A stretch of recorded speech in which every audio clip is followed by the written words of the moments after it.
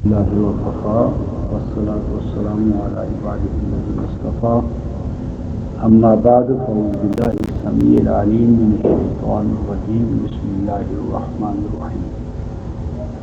رفقۂ محترم، انبیاء سابقین کی جو سیرتیں قرآن حکیم میں مذکور ہوئی ہیں ان کا جو نصب العین ہے وہ 4 نکاتی قوام یا 4 نکات پر وہ مشتمل ہے۔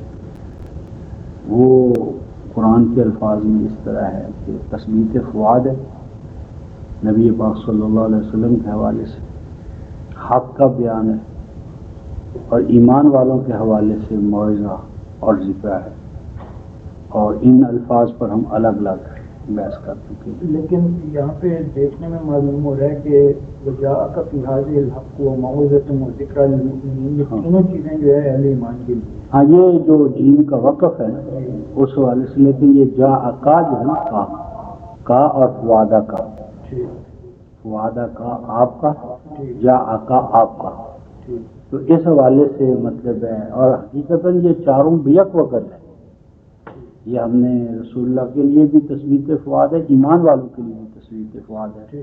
16:102 میں ہم نے دیکھا تھا کہ پورا قرآن میں جو کچھ ہے ایمان والوں کے لیے بھی تثبیت ہے، ایمان والوں کے لیے بھی حق ہے، ایمان والوں کے لیے، یعنی یہ چاروں چیزیں بظاہر الگ الگ ہیں لیکن حقیقتاً یہ چاروں آپس میں کو ریلیٹڈ ہیں۔ تو اب ہم بعض یعنی چند، کیونکہ نشست کا جو تقاضا ہے اس کے تحت ہم آدم سے لے کر مسیح علیہ السلام تک کے واقعات کو نہیں لے سکتے ایک نشست میں، لیکن آج ہم کچھ نمائندہ واقعات جو انبیاء سابقین سے تعلق رکھتے ہیں اور ہمارے حوالے سے ان کی جو اہمیت ہے اس پر گفتگو کریں گے۔ اس میں ہم سب سے پہلے سیدنا نوح علیہ السلام کا واقعہ لیتے ہیں جو قرآن حکیم میں مذکور ہوا ہے، اور سیدنا نوح علیہ السلام کا واقعہ جو قرآن میں مذکور ہے اور اس کی جو آج میرے اور آپ کے لیے اہمیت ہے وہ بڑی یعنی بے پناہ اہمیت ہے۔ وہ مثلا آج ہے کیا کہ ہم مادے کے تھرو فتح کر رہے ہیں، یعنی کنکویسٹ آف میٹر یا اسپیس تھرو میٹر، یعنی مطلب یہ کہ یہ دنیا جو ہے ایک سنت کے ماتحت ہے، لگے بدے ضوابط ہیں، قوانین ہیں، دستور ہے صحیفہ فطرت میں، اور کاز اینڈ ایفیکٹ کا ایک اللہ تعالیٰ کا طے کردہ نظام ہے۔ اس ضمن میں آج ہم اس سے بالکل غافل ہیں، ہمارا سارا زور استخاروں پر ہے، دعاؤں پر ہے، یعنی وظیفوں پر ہے، اور عمل اور رد عمل جو لازم تھا اس سے ہم بالکل پیدل ہو چکے ہیں۔ اس کا نتیجہ ذلت اور تباہی ہے۔ اب مثلا دیکھیں کہ سیدنا نوح علیہ السلام کے دور میں طوفان آنے والا ہے اور طوفان سے بچاؤ مطلوب ہے۔ اچھا، اب وہ بچاؤ جو ہے وہ اللہ رب العزت یوں بھی کر سکتے تھے کہ سیدنا نوح علیہ السلام سے کہیں کہ تو نجی اللہ ہے، میرا منتخب بندہ ہے، اور تیرے اوپر ایمان لانے والی جماعت میری پسندیدہ جماعت ہے، پانی میرا ہے، طوفان میرا، زمین میری، بادل، ہر چیز میرے کنٹرول میں، تو یہ وظیفہ یاد کر لے، یا حافظ یا حفیظو، اور یہ وظیفہ یاد کر لے، اور جب پانی کا مسئلہ ہے تو اس کے اوپر یا حافظ یا حفیظو کا وظیفہ کرتے چلے جاؤ، اور پانی کے اوپر پاؤں رکھو، تمہارا کچھ بھی نہیں بگڑے گا۔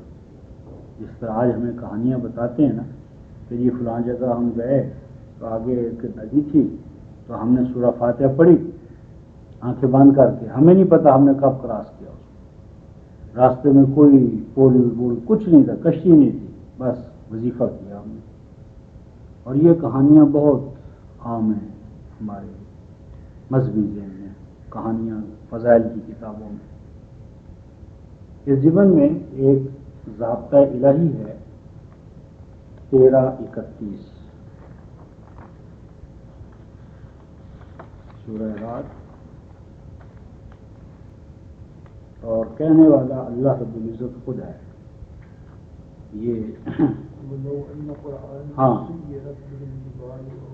قطعت به الارض اور کلم به الموتى ولو ان، اے کاش کے، واو کا معنی اور لو آتا ہے کاش کے، اے کاش کے کیا ہوتا، اے کاش کے بلا شبہ، انا بلا شبہ، قرآنن نکرہ رکھا ہے، کوئی قرآن ہوتا یا قرآن کا کوئی پورشن ہوتا، کوئی پڑھنے والی چیز ہوتی یا قرآن ہوتا یا قرآن کا کوئی حصہ ہوتا، تو اس کو پڑھنے سے کیا ہوتا، سیرت بہ الجبال، کہ حرکت کرنے لگتے، سیر سارا یہ سیو کا اصل من حرکت کرنا ہے، ایک جگہ سے دوسری جگہ موومنٹ، کہ وہ پڑھا جاتا اور پڑھنے سے پہاڑ چلنے لگتے، اے کاش کی کوئی ایسا قرآن ہوتا۔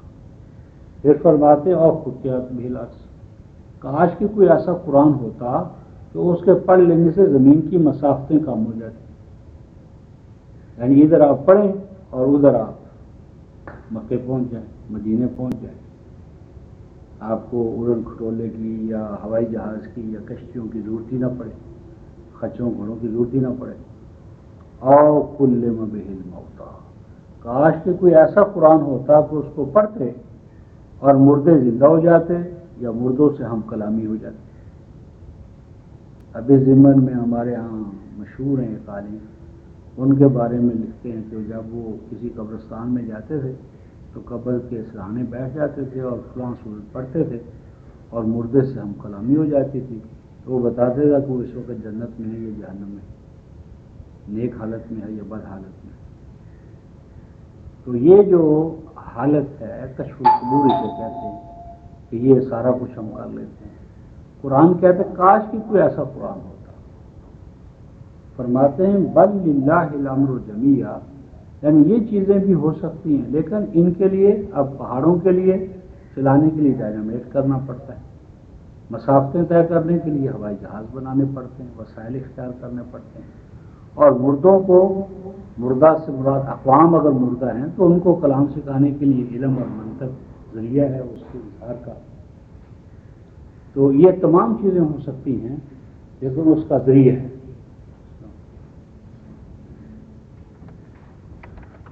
تو یعنی یہ تمام چیزیں ہو سکتی ہیں لیکن اس کے لیے اللہ تعالیٰ کا الگ ٹھہرایا ہوا قانون ہے، یعنی تمام امر مراد ہے، یعنی ایک چیز ہوتی ہے خلق اور ایک ہوتا ہے امر، خلق کے پیچھے امر ہوتا ہے، یعنی یہ چیزیں اگر تو امر سے تعلق رکھتی ہیں، امر پورے کائنات میں اللہ تبارک و تعالیٰ کی کمانڈ ہے، تو وہ جو کمانڈمنٹ کا جو قانون ہے نا، وہ یہ ہے کہ پہلے خلق نہیں ہوتی، پہلے کمانڈ ہوتی ہے، پہلے پرپز کا تعین ہوتا ہے، ہر پرپز کو پھر آگے ایک کالم ملتا ہے۔ یہ ایک پورا اس پر تقدیر کے حوالے سے جو لیکچرز ہوں گے اس میں خلق اور امر پر یعنی بات ہوگی۔ اس وقت صرف اتنا سمجھنا ہے کہ یہ جو مادی چیزیں مثلا مسافتوں کا طے ہونا یا نہ ہونا یا پہاڑوں کا سرکنا یا نہ سرکنا، یہ قرآن سے نہیں ہوگا۔ ٹھیک ہے، بل کا مطلب یہ کہ لیکن ان چیزوں کے لیے، ان کاموں کو کرنے کے لیے الگ سے ایک نظام ہے، اللہ کے لیے ہے، اللہ تعالیٰ ہی کے لیے ہے خاص اس ضمن میں امر کا تعین کرنا۔ ہاں، تو یہ جو آیت ہے اس میں اور ایک اور مقام ہم دیکھتے ہیں سیدنا نوح علیہ السلام کے حوالے سے جس طرح بات ہو رہی تھی، سورہ العنکبوت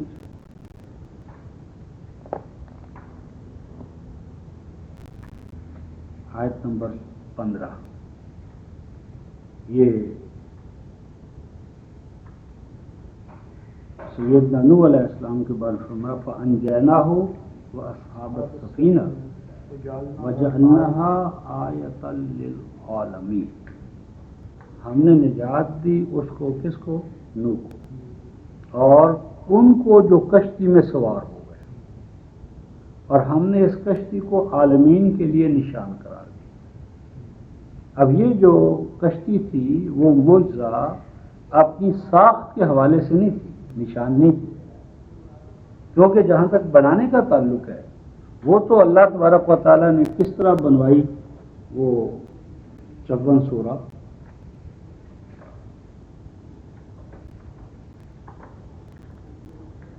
سورہ القمر، تو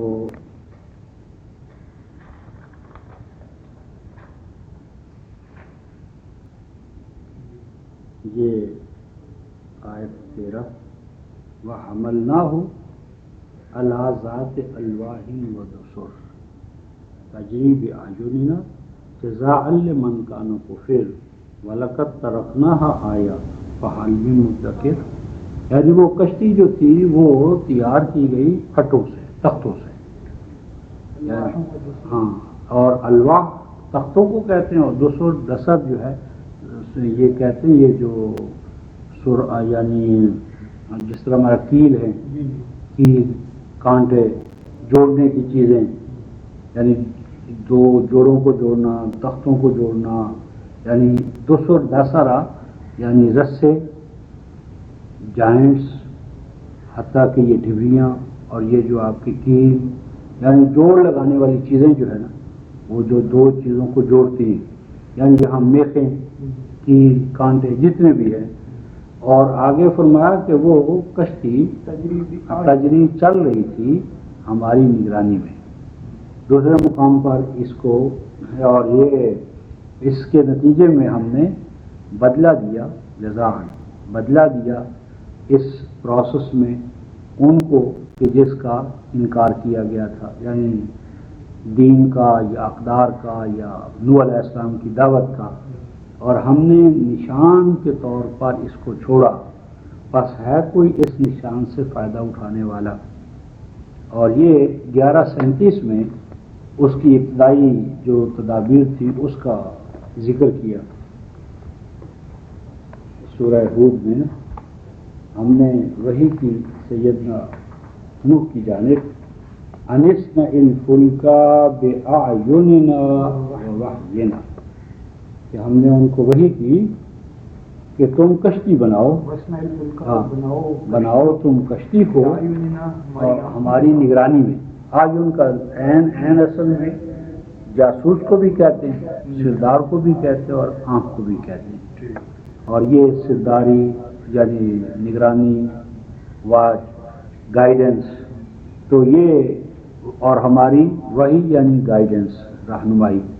اور آگے اللہ تبارک و تعالیٰ فرماتے ہیں کہ یہ جو کشتی تم بناؤ گے، یہ سارا جو اس میں سوار ہوں گے وہ فلاح پائیں گے، کامیاب ہوں گے، اور جو اس میں سوار نہیں ہوں گے ان کو کیا ہوگا؟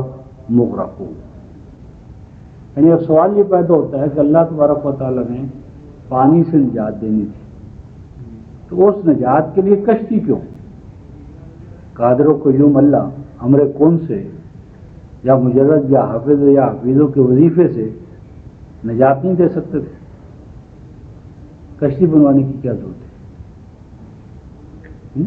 اور وہ کشتی جب بنی ہے تو قرآن آگے کہتا ہے آیت 42 میں وَهِيَ تَجْرِي بِهِمْ فِي مَوْجٍ كَالْجِبَالِ، آیت نمبر 42، وہ ان موجوں میں جو جن میں ٹکرا کر مقابلہ کر کے وہ کشتی چل رہی تھی نا، وہ موجیں پہاڑوں جتنی بڑی تھی۔ وَهِيَ تَجْرِي فِي مَوْجٍ وَهِيَ تَجْرِي بِهِمْ فِي مَوْجٍ كَالْجِبَالِ، اور یہ لے کر چل رہی تھی اپنے سواروں کو، اور ان موجوں میں کالجبال جو پہاڑوں سے ٹکرا لی، پہاڑوں سے۔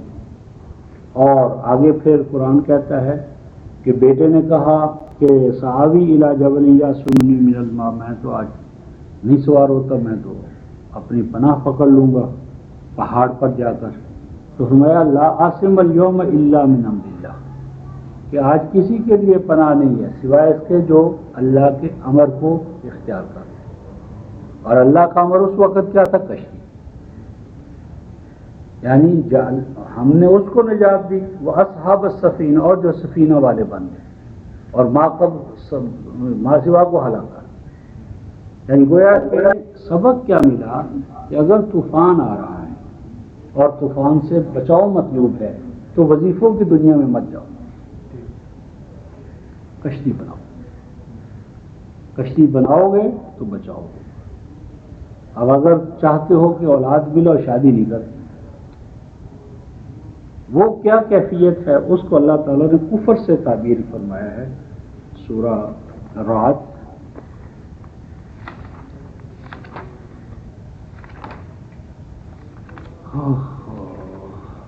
سورہ رعد یہ آیت ہے 14.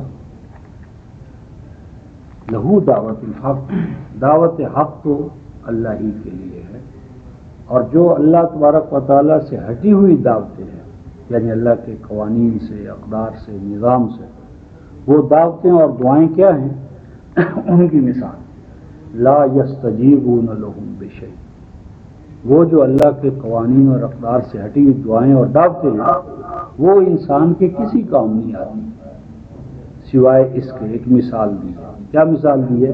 کباسط کفہ الی البحر، یعنی کوئی شخص جو ہے وہ پانی کے کنارے کھڑا ہے، ندی کے، دریا کے، اور دعا کیا مانگتا ہے؟ ہاتھ پھیلائے ہوئے ہو پانی کی طرف، اور کیا کہہ رہا ہے؟ لیبلغ فاہ، کہ اللہ بھیج کوئی ہوا کا جھکڑ کہ یہ پانی پہنچ جائے میرے منہ تک. یعنی پانی ندی سے لے کر ہاتھ میں لے کر منہ میں نہیں ڈالنا، بلکہ دعا کرتا ہے کہ پانی اٹھے اور اٹھ کر لیبلغ فاہ، اس کے منہ تک پہنچ جائے. اللہ پاک فرماتے ہیں وما ہوا ببالغہ، نہیں ہے اللہ اس طرح پانی کو منہ تک پہنچانے والا. یعنی یہ اللہ کی سنت کے خلاف ہے. اللہ نے پانی پیدا کیا، تمہارے اندر پیاس پیدا کی، پانی تک پہنچنے کے لیے تمہیں ٹانگوں میں قوت و طاقت عطا کی، اور حاصل کرنے کے ذرائع سوچنے کے دل دماغ عطا کی. یہ اللہ کی سنت نہیں ہے کہ وہ اس طرح پانی پہنچائے. اور آگے دیکھیں وما دعاء الکافرین الا فی ضلال، اور ایسے کافروں کی دعائیں تو ہمیشہ رائیگاں جاتی. یہ کافر ہے. ضلال کا معنی یہاں گم ہونا نہیں. دوسرے مقام پر اللہ تعالیٰ نے نا یہ جو کافر ہیں ان کا ضلال کو سمجھے. ضلال ہے بے نتیجہ، ڈس انٹیگریشن. یہ آیت 10 ہے، 32-10 سورہ سجدہ. اذا ضللنا فی الارض 10 وقالوا اذا ضللنا فی الارض ائنا لفی خلق جدید، کہ جب ہم، لفظی ترجمہ ہے کہ جب ہم گمراہ ہو جاتے ہیں زمین میں تو کیا ہماری نئی پیدائش کا کوئی امکان رہ جاتا ہے؟ یعنی یہاں ضل فی کا معنی ہوتا ہے جس طرح چینی یا نمک پانی یا دودھ میں کیا ہو جاتے ہیں؟ زللنا. اس کے لیے زلال آتا ہے. زلال کا معنی ہے بے نتیجہ، رائیگاں جانا، رائیگاں جانا، ڈس انٹیگریشن، پارا پارا ہو جانا. کافروں کے اعمال کو کس سے تشبیہ دی تھی پچھلے دنوں؟ راکھ سے. راکھ میں کیا ہوتا ہے؟ کوئی پکڑ نہیں ہوتی، ہر ذرہ جو ہے وہ الگ الگ ہوتا ہے. یعنی یعنی زلال کا معنی ہے بے نتیجہ، ڈس انٹیگریشن. یعنی آپ کی جو تسبیح ہے، تسبیح کے دانوں کو اوپر کون سی چیز جوڑتی؟ ایمان. اگر وہ تسبیح کا دھاگا ٹوٹ جائے اور دانے بکھر جائیں تو بکھرے ہوئے دانے اگر آپ ایک جگہ اکٹھا کر لیں تو کیا اسے تسبیح کہیں گے؟ دانے بھی ہے، دھاگا بھی ہے، وہ ایمان بھی ہے، کیا تسبیح کہیں گے؟ یعنی اب آپ کے ایک پاس ایک گھڑا ہے، گھڑا، وہ گھڑا آپ زمین پر دے مارے ٹوٹ جائے گا نا. ان میں سے ایک بڑا حصہ یہاں پڑا ہے اور چھوٹے چھوٹے 3-4 ٹکڑے ادھر ادھر پڑے ہیں. کیا وہ جو بڑا ٹکڑا ہے اس کو کیسے یہ گھڑا ہے؟ وہ حالانکہ 2/3 وہ ہے، 2/3 وہ ہے اور 1/3 وہ بکریاں ادھر ادھر بکھری ہوئی ہیں. تو کیا اس کو کہہ سکیں گے کہ یہ 2/3 جو ہے یہ گھڑا ہے؟ اسی طرح جس وقت امتیں فرقوں میں تقسیم ہو جاتی ہیں تو سواد اعظم بھی نہیں کہہ سکتا کہ وہ اسلام کا نمائندہ ہے. کیونکہ وحدت جس وقت آپ نے پارا پارا کر دی، یعنی جس وقت کوئی چیز کمبائن ہوتی ہے، اب مثلا آکسیجن ہائیڈروجن اکٹھی ہے تو پانی ہے، الگ الگ کر دیں تو کیا ہوگا؟ وہ الگ نتائج پیدا کریں گے. تو یعنی سیدنا نوح علیہ السلام سے یہ سبق دیا گیا ہے کہ اگر تم کسی مادی واقعاتی، اور یہ کائنات تخلیق بالحق ہے، مادہ جو ہے کوئی ناپسندیدہ چیز نہیں ہے. ربنا ما خلقت ھذا باطلا، کائنات کی کوئی چیز باطل نہیں ہے. حتیٰ کہ قرآن نے آیات کی دو قسمیں کی ہیں، ایک آیات ہیں الفاظ الہی کی شکل میں، اور دوسری آیات کیا ہیں؟ اعمال الہی کی شکل میں. اعمال الہی کی شکل میں یہ صحیفہ فطرت ہے. اب مثلا قرآن 45ویں سورہ، استغفر اللہ، سورہ یاسیہ، دیکھیے کیا کہتا ہے آیت نمبر 3، ان فی السماوات والارض لآیات للمؤمنین، یعنی آسمانوں اور زمین، ان کی پیدائش، ان کے اندر جو کچھ ہو رہا ہے، اس میں آیات ہیں. اس قوم کے لیے مومنین، تو ہم مومن نہیں ہیں، ہمارے لیے آسمان و زمین میں کیا آیات ہے؟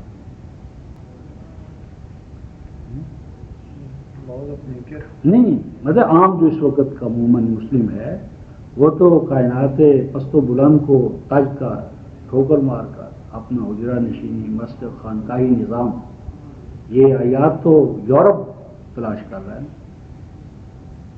پھر کیا فرمایا؟ وفی خلقکم، اور انسان کی اپنی پیدائش میں، یعنی انسان کا جو تخلیق کا عمل ہے، انسان امبرالوجی، یعنی انسان کس طرح ایک خردبینی ذرہ جو ہے وہ انسان بنتا ہے. وما یبث من دابہ، اور اس زمین میں اینیملز اینڈ کیٹلز، چوپائے، یہ کس طرح رینگنے والے، پیٹ کے بل چلنے والے. اس کو قرآن حکیم نے 24:45 میں نا، واللہ خلق کل دابۃ من ماء فمنهم من یمشی علی بطنہ ومنهم من یمشی علی رجلین ومنهم من یمشی علی اربع. اور آگے قرآن کہتا ہے اس میں بھی کوئی تخلیق ایک حد پہ نہیں پہنچ گئی، اس میں بھی اضافے ہوں گے. یزید فی الخلق ما یشاء. اور یہ کائنات جس انداز میں اس وقت ہے، یہ مختتم کائنات نہیں ہے کہ جتنا ہونا تھا ہو گئی، بلکہ قرآن کیا کہتا ہے؟ ایکسپینڈنگ یونیورس، ہر آن اس کائنات میں توسیع ہو رہی ہے. قرآن کی آیت مستقل، والارض فرشناها فنعم الماہدون ومن کل شیء، اور آگے قرآن ایک لفظ بولتا ہے وَإِنَّا لَمُوسِعُونَ وَالْأَرْضَ فَرَشْنَاهَا فَنِعْمَ الْمَاهِدُونَ. یہ الفاظ ہیں قرآن کے 51-47 میں. وَالسَّمَاءَ بَنَيْنَاهَا بِأَيْدٍ، اور آگے کیا ہے؟ وَإِنَّا لَمُوسِعُونَ. 51-47. وَالسَّمَاءَ بَنَيْنَاهَا بِأَيْدٍ، اور آگے الفاظ ہیں وَإِنَّا لَمُوسِعُونَ، اور ہم تو حیران اس میں اضافے ہو رہے ہیں. یعنی کائنات ابھی کن فیکون کے پروسیس سے گزر رہی ہے. ہم تو سمجھ بس جتنا ہونا تھا ہو گیا بس.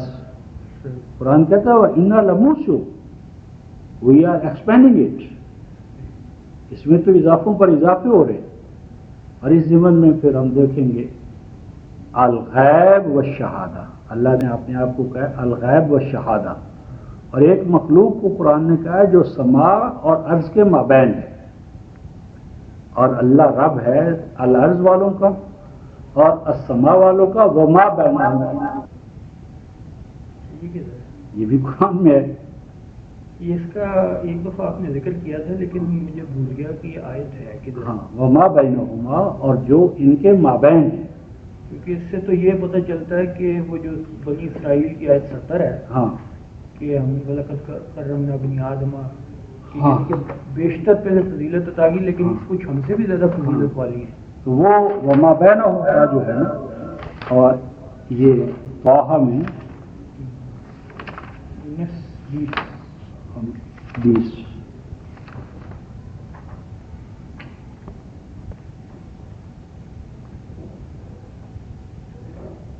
یہ آیت 6 ہے. لہو ما فی السماوات وما فی الارض وما بینہما. لیکن اس سے یہ کیسے پتہ چلا کہ یہ خلق کا ذکر ہے؟ آئیے ہم اس وما تحت الثری میں نا، یعنی یہ ایک ابھی تو حوالہ لکھ لیں. اس میں اصل میں یہ چاہتا ہوں کہ ایک نشست ہو قرآن اور سائنسز. قرآن اور سائنسز میں ہم سما کے بارے میں، الارض کے بارے میں، وما بینہما کے بارے میں، شمس کے بارے میں، قمر کے بارے میں، اور 30ویں پارے کی جو صورتیں ہیں جس میں اذا السماء انشقت واذنت لربها وحقت واذا الارض مدت والقت ما فیہا وتخلت واذنت لربها وحقت، یہ جو آیات ہیں نا، یہ آج کا انسان جو ہے سورہ القمر والقمر، آگے قرآن جو کہتا ہے اذا بارک البصر وخسف القمر وجمع الشمس والقمر، ان آیات کو کھولنے میں آج ایک نیا قرآن سامنے آئے گا. تو ہم نے ایک غفران جو پرسوں چوتھ آئے تھے، انہوں نے ایک چیلنج کیا تھا، تو اس پر ہم نے قرآن اور سائنس پر لیکچر دیے تھے 6. تو وہ بات ہے 1992 کی. تو 92 سے اب ہم کافی آگے آئے. تو یہ قرآن اور سائنسز پر ایک لیکچر مستقل یا تو آپ کو کیسٹوں کی شکل میں بھیجا جائے یا یہ انٹرنیٹ کا نظام ہو تو اس میں پھر یہ چیزیں محفوظ ہو جائیں. تو یہ اس میں ہم یہ کریں گے.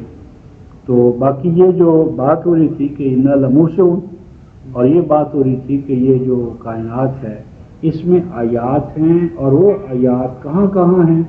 تو یہ ہم 45 میں اس کا مقام دیکھ رہے تھے کہ وما یبث من دابہ آیات لقوم یوقنون. ان میں جو آیات ہیں نا وہ یقین پیدا کریں گے. سرٹنٹی، یقین کہاں سے حاصل ہوگا؟ انسان کو خود اپنی پیدائش میں، یعنی انسان کا جو اپنی پیدائش پر جو غور ہے نا وہ خالق کی طرف لے جائے گا. دعا کی پیدائش کی یقین پیدا کرے گا، اور لیل و نہار کا عدل بدل کر کے آنا، اور پھر اللہ تعالیٰ کا اوپر سے بارش نازل کرنا، بارش کے ذریعے مردہ زمین میں حیات نو کا پیدا ہونا، بادلوں اور ہواؤں کا عدل بدل کر کے آنا. ان میں آیات ہیں عقل مند قوم کے لیے، یعنی عقل سیکھنے کے لیے یہ کام ہے جو آپ کو کرنا پڑے گا. اور آگے دیکھیے کیا فرمایا، تلک آیات اللہ، یہ ہیں اللہ کی آیات. اب جو اللہ کی یہ آیات ہیں ان پہ کون کام کر رہے ہیں؟ تلک آیات اللہ، یہ اللہ کی آیات ہے. اور آگے فرماتے ہیں نتلوہا علیک بالحق، جو ہم آپ کے سامنے پیش کر رہے ہیں. فبأی حدیث بعد اللہ وآیاتہ یؤمنون، یعنی اللہ پر ایمان لانے کی 2 چیزیں ہیں، حدیث اللہ یعنی قرآن، اور آیات اللہ اسم افعال و اعمال الہی یعنی صحیفہ فطرت، یعنی تنزیل اور تقویم. تقویم جو ہے صحیفہ تقویم کائنات فطرت ہے، اور وہ اس کو قرآن نے یہاں حدیث کا ہے. حدیث اللہ اور آیات، یعنی یہ بے شمار آیات ہیں جس میں ہمیں یہ پتہ چلتا ہے کہ یہ جو صحیفہ فطرت ہے، فعل و عمل الہی، اس کے اندر جو اقدار ہیں، قوانین ہیں، ضوابط ہیں، سنتیں ہیں، یہ بھی اللہ کی آیات ہیں. اور ان آیات کا موضوع جو ہے وہ تو حوالہ یاد ہوگا 35، 27، 28 والا کہ انما یخشى اللہ من عبادہ العلماء. علماء کن کو قرار دیا؟ یہی جو فیلڈز برانچز آف نالج ہیں ان میں کام کرنے والے قرآن کی نظر میں علماء ہیں. انما یخشى اللہ من عبادہ العلماء. تو سیدنا نوح علیہ السلام کے حوالے سے پہلی بات یہ آتی ہے، میں جسے کہتا ہوں conquest of matter through matter, یعنی اگر آپ کسی میٹر کو فتح کرنا چاہتے ہیں، کنٹرول کرنا چاہتے ہیں، تو اس کا طریقہ بھی میٹر، اور میٹر کے اندر پوشیدہ احکام یعنی اللہ تعالیٰ کے اوامر، یعنی اس کی سنتیں، اس کے طور اور طریقے، ان کو آپ کو لینا پڑے گا. اس کے بعد چلتے چلتے ہم سیدنا ابراہیم پر آتے ہیں۔ سیدنا ابراہیم کے باب میں بہت سی باتیں ہیں، بہت سی باتیں۔ ایک بات بڑی مشہور ہے جی کہ اللہ تعالیٰ نے ان کو آگ میں پڑنے سے بچا لیا۔ یہ آگ میں ڈالے گئے تھے، تو آگ میں جب وہ گرے یا ڈال دیے گئے تو اللہ تعالیٰ نے ان کے لیے آگ کو گلزار بنا دیا۔ قلنا یا نار کونی بردن و سلاما علی ابراہیم۔ اس پہ کبھی غور کیا ہے عرفان بھائی؟ قلنا، اور کہا ہم نے، ہاں۔ یا نارو، اے آگ، کونی یعنی ہو جاؤ، بردم ٹھنڈی، ہاں، اور سلام علی ابراہیم، اور سلامتی بنو ابراہیم کے لیے کہاں ہے؟ یہاں تو اعلیٰ آ رہا ہے، سلام علی ابراہیم، اعلیٰ آ رہا ہے، لے تو نہیں آ رہا، سلامتی اعلیٰ ابراہیم۔ ابراہیم پر سلام۔ کیا مطلب؟ ابراہیم کے اوپر سلام، کیا مطلب؟ اور دوسری چیز یہ ہے کہ یہ آپ جو ترجمہ کر رہے ہیں روایت کے تحت ہم سارے کرتے ہیں ہو جا، تو کیا اس وقت وہ ڈال دیے گئے تھے؟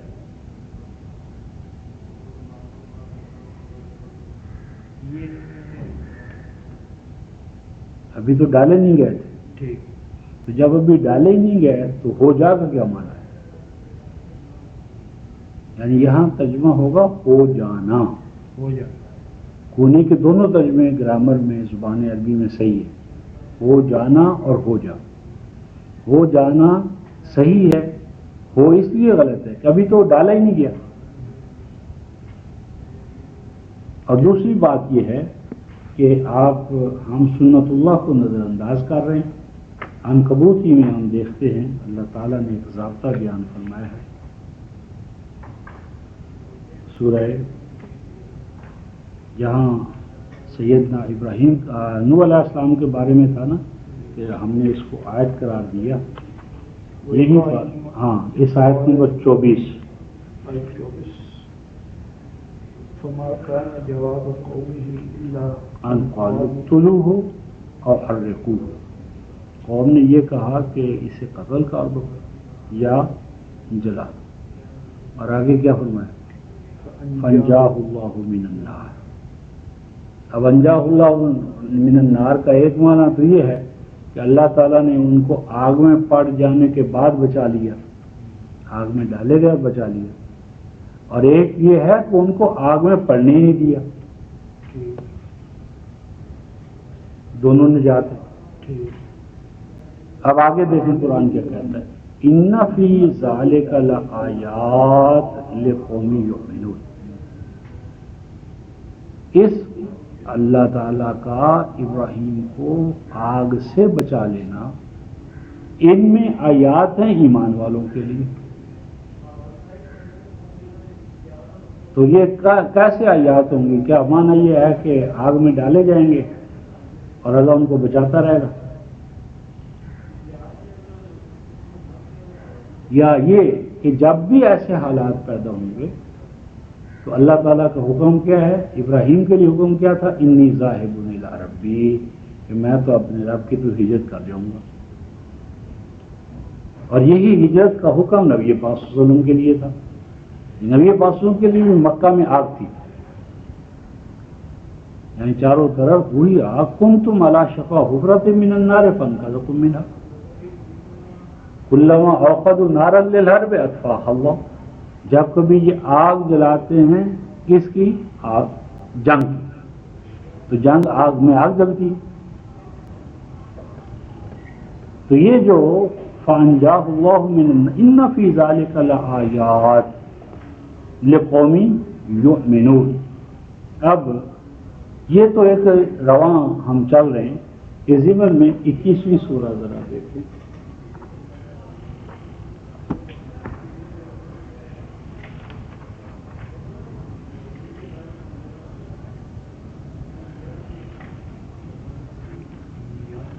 ہاں، عام طور پر ہمارے ہاں سیدنا یونس کی اس وقت ہم بات کرتے ہیں، دوسرے انبیاء بھی ساتھ لیں گے۔ آیت نمبر 88 ہے۔ سیدنا یونس کے بارے میں تو سنا ہے نا آپ نے کہ وہ مچھلی کے پیٹ میں چلے گئے، پھر مچھلی کے پیٹ سے اللہ تعالیٰ نے ان کو نجات دی، سنا ہے نا؟ اللہ تعالیٰ فرماتے ہیں فاستجبنا لہ، آیت نمبر 88، کہ ہم نے اس کی دعا کو سنا، لبیک کہا، پھر ہم نے نجینا وہ بچایا اس کو اس تکلیف سے جس میں وہ مبتلا تھے۔ آگے کیا فرماتے ہیں وَكَذَلِكَ نُنْجِي الْمُؤْمِنِينَ، اور یہ ہمارا جو طریقہ کار ہے یہ کوئی یونس کے ساتھ خاص نہیں ہے، ہم تو ایمان والوں کو اسی طرح نجات دیا کرتے ہیں۔ تو کیا اسی طرح نجات دے گا کہ پہلے وہ جائیں گے پیٹ میں شارک کے، اور پھر وہ پیٹ میں کوئی چاقو لے جائیں گے اور اس کو پھاڑ دیں گے اور باہر نکل آئیں گے؟ کیا ہے اس کا کہ یہ ہے نہیں کہ اس میں مچھلیاں نگل لیا انہیں؟ وہ بھی دیکھ لیتے 37ویں سورت۔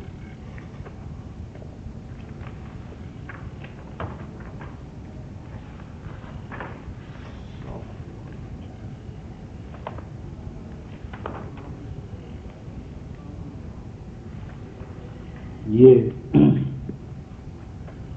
الفاظ ہیں آیت 141 میں، 139 میں یہ ہے وَإِنَّا يُونُسَ لَمِنَ الْمُرْسَلِينَ، اور یونس بھی تو ہمارے بھیجے ہوئے میں سے تھے۔ اِذْ أَبَقَ إِلَى الْفُلْكِ الْمَشْحُونِ، اور اس کی اس وقت کی بات کہ جب وہ لبقا آبا آگے بڑھا، إِلَى الْفُلْكِ کشتی کی جانب، کیسی کشتی؟ المشحون، بھری ہوئی کشتی کی طرف لبقا، یعنی جو اسے ہم پور کہتے ہیں، جتنا اس میں سیٹیں یا لوڈ ہونے کا امکان تھا نا وہ پورا ہو چکا تھا۔ آگے کیا ہے فَسَاهَمَ فَكَانَ مِنَ الْمُدْحَضِينَ۔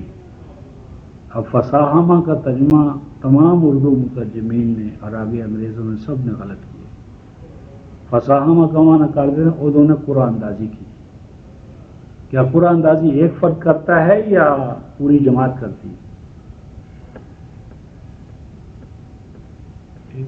نہیں، قرآن اندازی آپ 10 افراد ہوں گے تو 10 افراد قرآن اندازی کریں گے، ایک فرد قرآن اندازی کیوں کرے؟ ایک فرد تو اپنے آپ کو پیش کرے گا، قرآن تو نکالتا ہے۔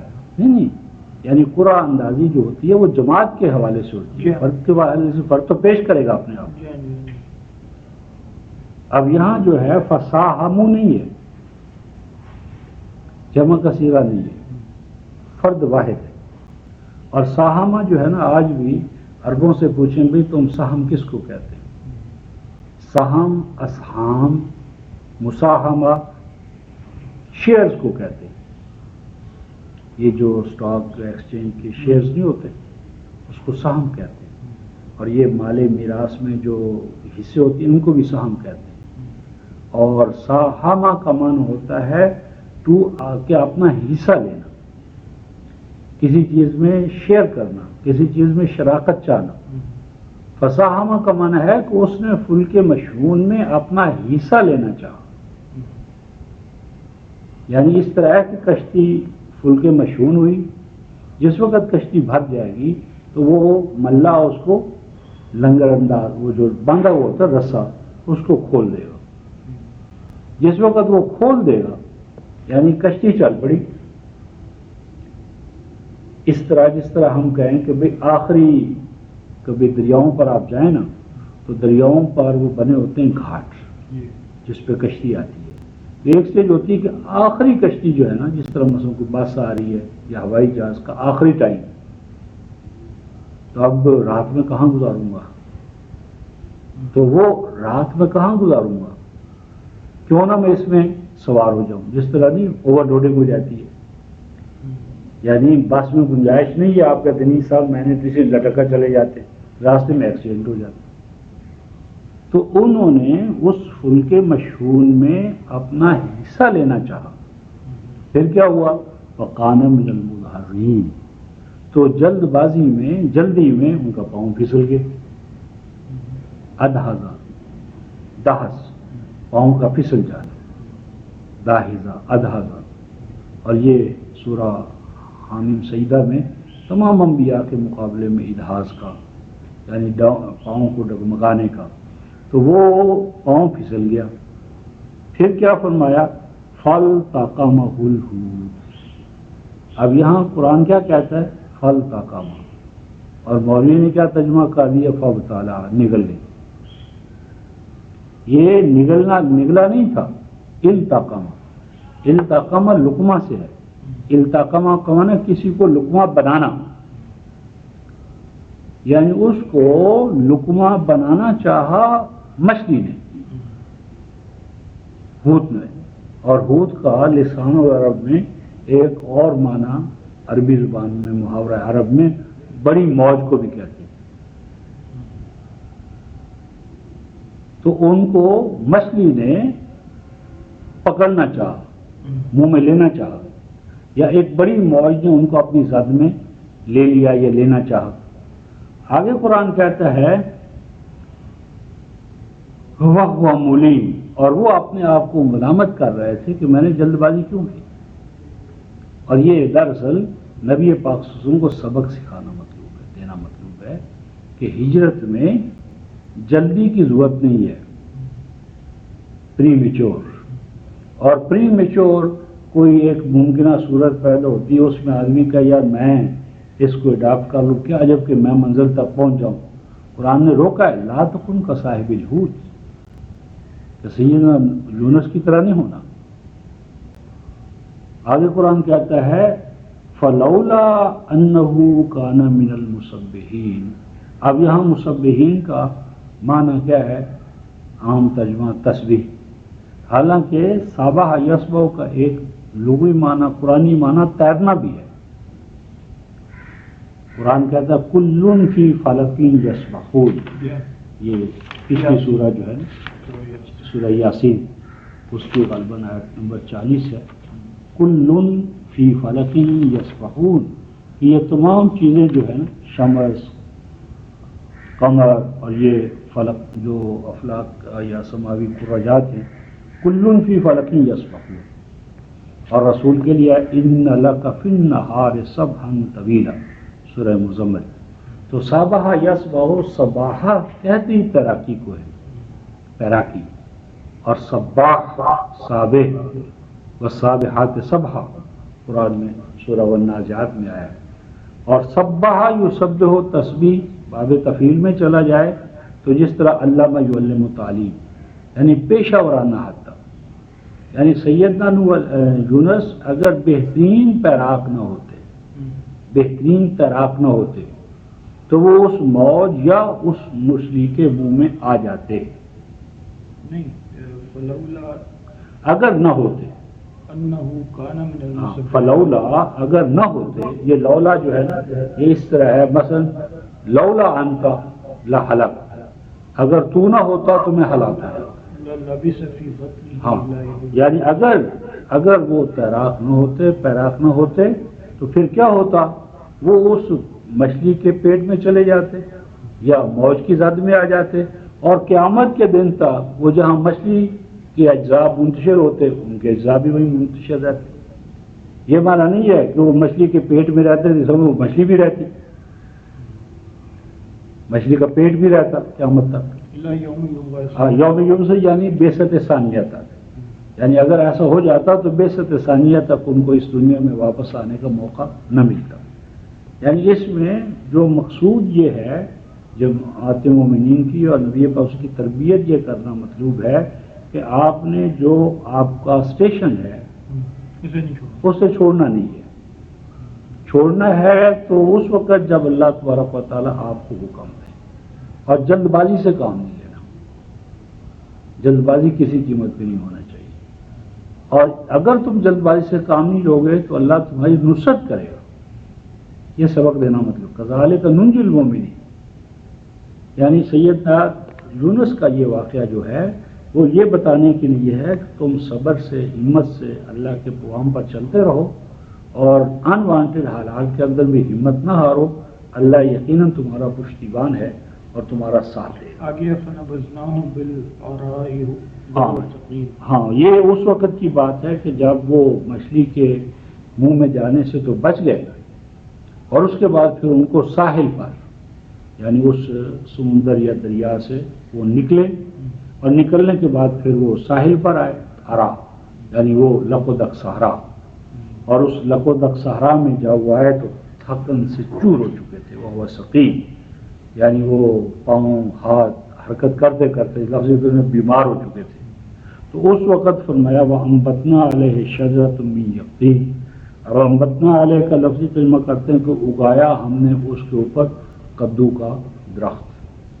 تو دوسری چیز ایک تو یہ کہ کدو درخت نہیں ہوتا بیل ہوتی ہے. نمبر دو یہ ہے کہ انبتنا جو ہے جس طرح اس کا معنی اگنا ہے اگانا ہے اسی طرح اگا ہوا پانا بھی ہے. انبتنا فی جنات محب. ہاں وہ یعنی اگانا نشو نما دینا. تو مراد یہاں پر یہ ہے کہ ہم نے پھر اس کو ایک ایسے مقام کی طرف رہنمائی کی جہاں ہر طرف سبزہ ہریالی کھانے پینے کی چیزیں تھیں تاکہ وہ اپنے اس سکم کو جو جسمانی کمزوری تھی اس کو وہ دور کر سکے. وانبتنا فیہا من کل زوج بہیج. ہاں زوجن بہیج بھی ہے زوجن کریم بھی ہے یعنی یہ نباتات.